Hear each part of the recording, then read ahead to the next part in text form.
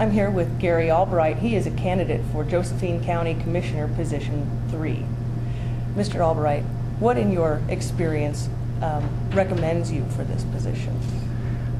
What recommends me for the position is the fact that I'm a citizen. In America, it's part of the process to have the citizens participate in government.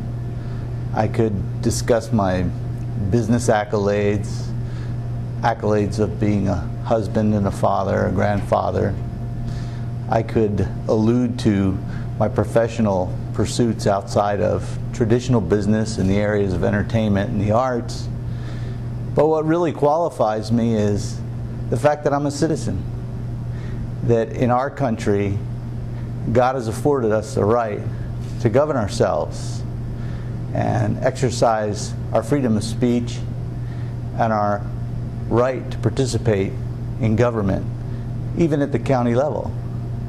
And I'm honored and I'm blessed to be able to participate and to offer up my expertise and skills as a human being and a citizen in Josephine County to the benefit of my fellow man. Okay, and so how would you characterize the crises facing the county? How would you prioritize those, and what would you tackle first? Well, the first thing that I would tackle would be bringing public awareness to the realities of the fiscal crisis that is confronting us. The reality is, Michelle, that there is $3 million of available tax revenue to pay for some $12 to $17 million of necessary services. When we discuss the Sheriff's Department, policing, public safety, it is the primary responsibility of government to protect the people. That should come first and foremost. $3 million of available local tax revenue will not cover that cost. We have mandated funds that come from the federal government. Via ONC, we get our discretionary spending for local government.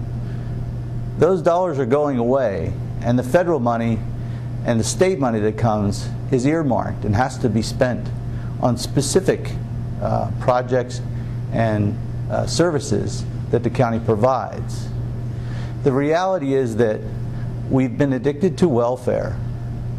Unfortunately, the ONC funds, which should have been utilized in a rainy day type of scenario to provide for this day, when they go away, we have no way to immediately upgrade our financial base.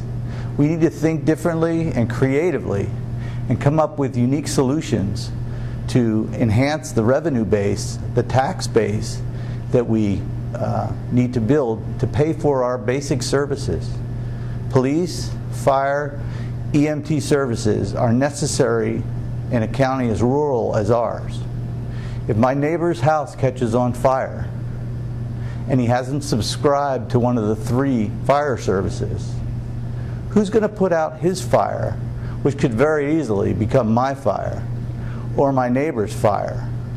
I have a garden hose and I'll use it, but truthfully, we need to take a more responsible approach as citizens for underwriting the cost of basic services so that we're safe from catastrophic fires. I mean, we all remember the Biscuit Fire. What if it happened 40 miles south of where it occurred? An act of God could bring that reality home to us quite quickly. We need to change the way we think and do things. And I would encourage you all to reconsider what you currently know as a way of life in favor of a system of government that would help us compensate for the loss of ONC funds and help us kick our addiction to federal welfare. Among those addictions, you seem to have a pretty good idea of what fundamental services the county should provide to the citizens. Mm-hmm. Are there extraneous services to which we have simply become accustomed to having that should be cut? Well, I think, Michelle, we all get in our cars and we drive on the roads. We all go down to the local supermarket and purchase food or movies or go to the deli and hang out, or down to the local pub for some music and entertainment and a brew. We do those things not thinking that it demands an infrastructure to maintain them.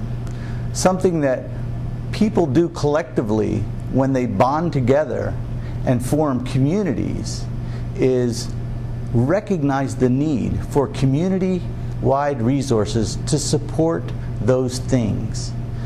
When we lose sight of the fact that it's the people, we the people, who provide those revenues, then we lose sight of how we can deal with the current problem we have.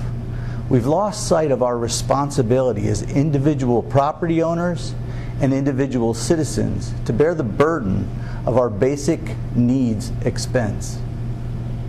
And can you summarize for us your ideas for bringing the county back on track? Well, in summary, I would say that what we really need to do is get realistic. If I was elected, I would immediately call for an accounting of all available revenue, whether that be in the form of liquid resources or other assets that could be leveraged to bring liquid resource to bear on the current immediate problem. Letting go of property that necessarily is in disrepair or no longer utilized by the county would help us offset some of the deficit. But remember, we're trying to make up $12 million here. It's not going to be easy. I would hope that the citizens would rethink things like fire districts and how to fund their sheriff's department through a levy. I know it isn't popular. I understand I could be signing my candidate's death warrant by endorsing such things.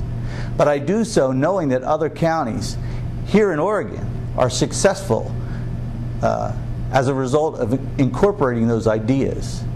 I would challenge you to reconsider your thinking. I just tonight had to rethink some things because of what the citizens brought to my attention. As a result of this forum, I've had to reevaluate the realities of creationism versus evolution.